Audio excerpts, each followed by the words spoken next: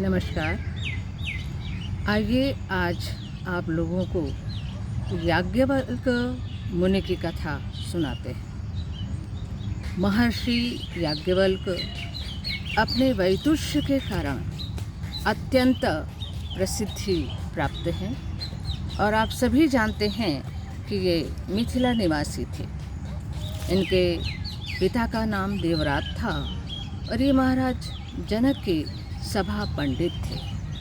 इनके शास्त्रार्थ की चर्चा आप सभी ने सुनी होगी। गार्गी के साथ इनका जिस तरीके से शास्त्रार्थ हुआ तो इनका वैदुष्य सर्वोपरि स्वीकार किया गया महाराज जनक की सभा में। तो ऐसे जो याज्ञवल्क ऋषि हैं, इनका जीवन बहुत ही आदर्शों से परिपूर्ण है और बहुत श्रद्धास्पद माना जाता है। आप सभी जानते हैं कि शुरू में ऋषि याज्ञवल्क बहुत तपस्या करते हुए और अपने गुरु वैशंपायन से इन्होंने वेदाध्ययन इत्यादि किया और उनसे संपूर्ण यजुर्वेद की विद्या प्राप्त की।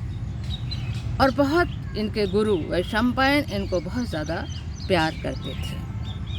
एक बार पता नहीं कि इस बात पर वो इनसे नाराज़ हो गए और उन्होंने इनसे कहा कि मैंने तुमको जितनी विद्या दी है वो समस्त विद्याएं तुम मेरी वापस करो और उसे वमन करो। तो इन्होंने जितना कुछ उनसे अध्ययन किया था वो सारा वमन कर दिया और वैशंपायन के अन्य शिष्यों ने उसको तित्तिर बन करके ग्रहण कर लिया। तो वो सारी विद्या जो याज्ञवल्क ने वमन की थी वो उनके अन्य शिष्यों ने ग्रहण कर ली। अब बहुत दुखी थे आचार्य याज्ञवल्क कि करें तो करें क्या करें। तो उन्होंने भगवान सूर्य देव की आराधना की और उनसे ये प्रार्थना की कि हे भगवान, आप मुझे ऐसी वेद विद्या सिखाइए जिसे कोई ना जानता हो। तो सूर्य देव ने इन्हें शुक्ल यजुर्वेद का ज्ञान कराया और संपूर्ण विद्या को अच्छी तरीके से इन्होंने सीख लिया और संपूर्ण जगत में इनकी ख्याति हुई। और आज भी प्रायः विभिन्न अनुष्ठानों में या रुद्राभिषेक इत्यादि जब हम करते हैं तो जो रुद्र का पाठ किया जाता है वो शुक्ल यजुर्वेद का ही रहता है। इन आचार्य को फिर मन में ये इच्छा हुई जब इन्होंने सब कुछ अध्ययन कर लिया कि अब मुझे संन्यास लेना चाहिए। और इनकी दो पत्नियां थीं, एक मैत्रेयी और दूसरी कात्यायनी। कात्यायनी बहुत ज़्यादा सांसारिक थीं और मैत्रेयी जो थीं वो बहुत ज़्यादा आध्यात्मिक मनोवृत्ति की थी। तो इन्होंने अपनी पत्नी मैत्रेयी से कहा कि देखो मैत्रेयी, मैं संन्यास लेना चाहता हूँ और अपनी सारी संपत्ति तुम दोनों में विभक्त कर देता हूँ, तुम दोनों बराबर से ले लेना और सुखपूर्वक अपना जीवन यापन करना। मैं संन्यास के लिए अरण्य में जाऊँगा। तो कात्यायनी चूँकि संसारणी थी तो उनको वो धन संपत्ति बहुत रुचिकर लगी और उन्होंने से स्वीकार कर लिया। लेकिन मैत्रेयी को थोड़ा रुचिकर नहीं लगा और उन्होंने ये सोचा कि प्रायः मनुष्य के पास जो कुछ होता है उससे ज़्यादा जब उसको मिलता है तभी वो अपनी पुरानी वस्तुओं को छोड़कर आगे की ओर बढ़ता है।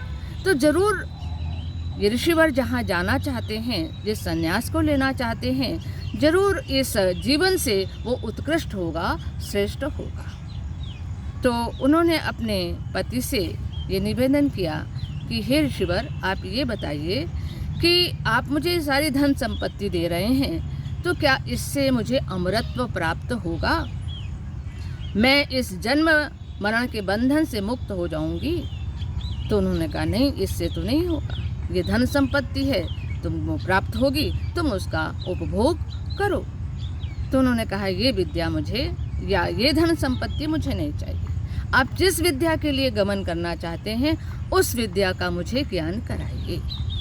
तो महर्षि याज्ञवल्क ने उनको पूरा ब्रह्म विद्या का ज्ञान कराया कि ब्रह्म क्या है, उसका स्वरूप क्या है और किस प्रकार से मोक्ष प्रदान करने वाला है।